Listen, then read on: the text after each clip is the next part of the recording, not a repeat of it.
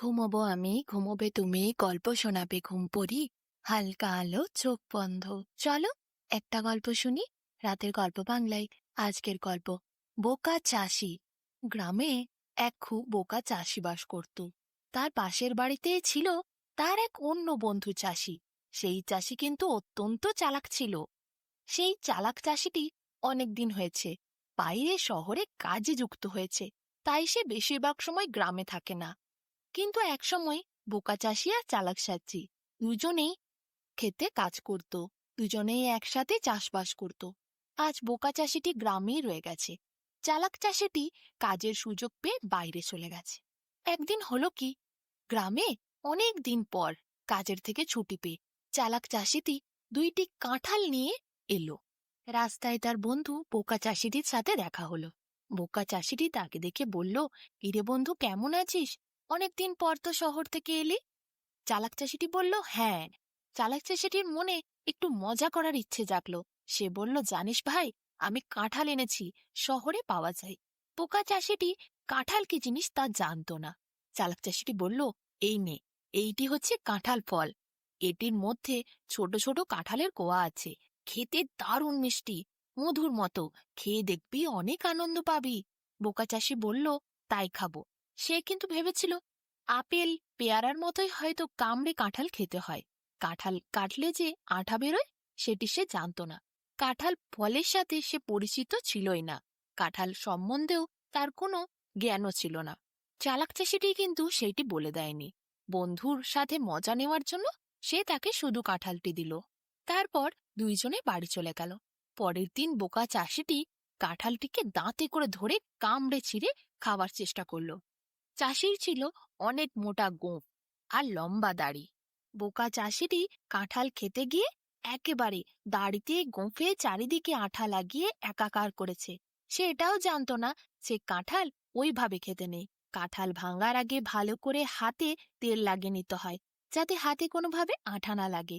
আর কামড়ে খেতে গেলে যদি তার গোঁফ বা দাড়ি থাকে, তাহলে সেখানেও ভালো করে তেল মেখে নিতে হয়, যাতে কাঁঠালের আঠা গোঁফে বা দাড়িতে না চিটিয়ে যায়। বোকা চাষি তো এইসব কিছুই জানতো না। সে কাঁঠাল কি জিনিস তাই চিনত না, আগে কখনো কাঁঠাল খায়নি। প্রথম তাকে চালাক চাষিটি কাঁঠাল দিয়েছে।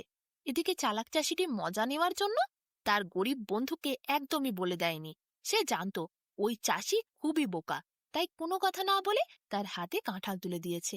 এরপর আর কি, বোকা চাষি কাঁঠাল খেতে গিয়ে মুখে দাড়িতে গোঁফে চারিদিকে একেবারে বাজে অবস্থা করে আঠা লাগিয়েছে। সেই আঠা আর কিছুতেই সে ছাড়াতে পারে না। কত সাবান দেয়, কত ঘষাঘষি করে, কিছুতেই সেই আঠা ছাড়ে না। ঘুমোতে যায়, বিছানায় লাগে, বালিশে লাগে, জামা কাপড় পরতে যায়, জামা কাপড়ে লাগে। এরপর সারাদিন অনেক কষ্টে সে আঠা ছাড়াতে পারে না। শেষে সে বন্ধুর কাছে ছুটে যায়। বন্ধুকে গিয়ে বলে, তুই দিলি আমায় কাঁঠাল, কিন্তু গোটা গায়ে কি সব লেগেছে দেখ। এই কাঁঠালের থেকে কেমন সাদা সাদা বের হয়েছে, তা আমার গোটা গায়ে লেগেছে, গোঁফে দাড়িতে জামা কাপড়ে। কোথা থেকেও আর এই কাঁঠালের আঠা ওঠে না। কি করব এখন? চালাক বন্ধুটি ইচ্ছে করে আরো মজা নেওয়ার জন্য ভুলভাল বলে বোকা চাষিকে। বলে, শোন, সকালে উঠে প্রতিদিন ওই গোঁফে আর দাড়িতে ভালো করে পাক লাগাবি, দাড়িকে ধরে গোল গোল করে ঘোরাবি, মোড়াবি, তাহলে আঠা ছেড়ে যাবে। প্রতিদিন তুই এটি একবার করে কর, দিন 4-5 করে আমার কাছে আসবি। বোকা চাষি সে তো কিছুই বোঝে না। সে গোঁফের মধ্যে আঠা লাগা অবস্থাতেই গোঁফকে বারবার পাক দেয়, তাতে গোঁফে আটা আরো বিশ্রীভাবে লেগে যায়। এদিকে তার গোটা শরীরের মধ্যে আঠা ছিটিয়েছে, জামা কাপড়ের চারিদিকে আঠা ছিটিয়েছে, সেই আঠা তো সে ছাড়াতে পারে না। দাড়িকেও বারবার পাক খাওয়ায়। 3-4 দিন এইভাবে পার হয়। আঠাগুলি অনেক কালো, নোংরা, ময়লা পাড়া দেখতে হয়। এতে চাষির গায়ে প্রচন্ড ঘিনঘিন লাগে। তার বউয়ের সাথে প্রচুর ঝগড়া। তার বউও তো কাঁঠাল চেনে না। কাঁঠাল যে কিভাবে খায় তারা তা জানতই না। কিন্তু চাষির বউ কাঁঠালটি খায়নি, চাষি নিজেই কামড় দিয়ে খেয়েছিল, তাই তার আঠা গোটা গায়ে, মুখে, গোঁফে, দাড়িতে লেগেছে। 5-6 দিন এইভাবে কাটানোর পর চালাক চাষির বাড়িতে গেল বোকা চাষি।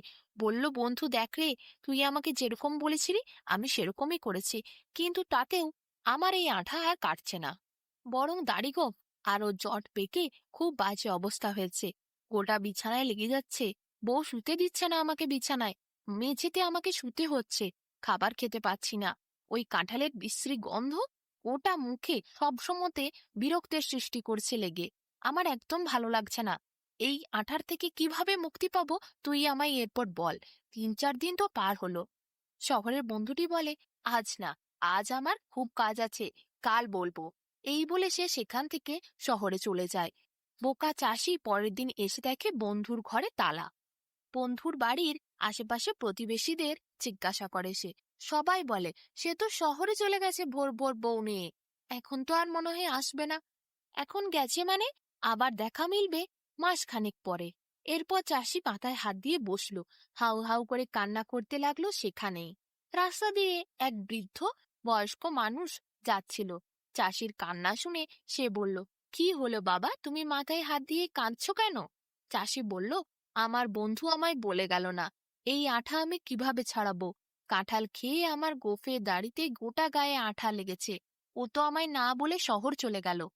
বুড়ো লোকটি অনেক অভিজ্ঞ ছিল, সে বিভিন্ন দেশে ঘুরেছে, কাঁঠালের সম্বন্ধে তার জ্ঞান ধারণাও ছিল। সে বলল, শোনো, তোমার ওই আঠা যেভাবে গোফে দাড়িতে লেগেছে আর জট যেভাবে বেঁকেছে, ওই আঠা তুমি আর কোনোদিন ছাড়াতে পারবে না। তার চেয়ে ভালো নাপিতের কাছে যাও, দাড়ি গোফ চুল সব একবারে ছেটে মেটে পরিষ্কার করো, যেখানে যা আঠা লেগে আছে সব বার হবে। আর বাকি গায়ে যে আঠা চিটে আছে সেখানে ভালো করে সর্ষের তেল লাগিয়ে ভালো করে সেটিকে ঘষতে থাকো। দেখবে এইভাবে কয়েকদিন তেলে করে ঘষতে ঘষতে তোমার গায়ের আঠা উঠে যাবে। আর দাড়িগোফের আটা তুমি তেল ঘষেও ছাড়াতে পারবে না, তার জন্য তোমাকে দাড়িগোফ কেটে ফেলতে হবে। চাষির মনে খুব দুঃখ হয়, তার এই কত পুরানো গোঁফ তাকে কেটে দিতে হবে, কিন্তু আর করার কিছু নাই, সে নিরুপায়। এরপর চাষি সেইখানে যায় নাপিতের বাড়িতে, দাড়ি গোঁফ চুল সব কাটার জন্য। সেখানে কেটে একেবারে পরিষ্কার হয়ে বউয়ের কাছে আসে। বউ চাষিকে দেখে অবাক হয়, কি বিশ্রী তাকে দেখতে লাগছে, মাথায় চুল নেই, মুখে গোঁফ নেই, দাড়ি নেই, কিছুই নেই। চাষির দিকে তাকিয়ে বউ হো হো করে হেসে বলে, তোমাকে দেখতে খুবই বিশ্রী লাগছে, কিন্তু কিছু করার নেই, তোমার বন্ধু তোমায় ঠকিয়েছে, ওই বন্ধুর সাথে আর কোনোদিন মেশো না। যে বন্ধু বিপদে ফেলে চলে যেতে পারে সে কোনোদিন প্রকৃত বন্ধু হয় না। তুমি বোকা, তোমার সাথে মজা সে করেছে মানছি, কিন্তু তারপর তোমাকে বিপদে ফেলে কেন গেল? উদ্ধার করে যেতে পারতো। আর যদি ওই বৃদ্ধ বয়স্ক মানুষের সাথে তোমার পরিচয় না হতো, তাহলে কি হতো বলো তো? আর কোনোদিন ওই বন্ধুর সাথে মিশবে না, কথা বলবে না। চাষি বলে, তুমি ঠিক বলেছ, আমি না হয় বোকা, কিন্তু তা বলে আমার বন্ধু তার সুযোগ ওঠাবে? তাহলে বন্ধু কিসের? ওই বোকা চাষি আর তারপর থেকে কোনোদিন ওই চালাক বন্ধুর সাথে কথা বলতো না, তার সাথে কোনো আর সম্পর্কও রাখেনি।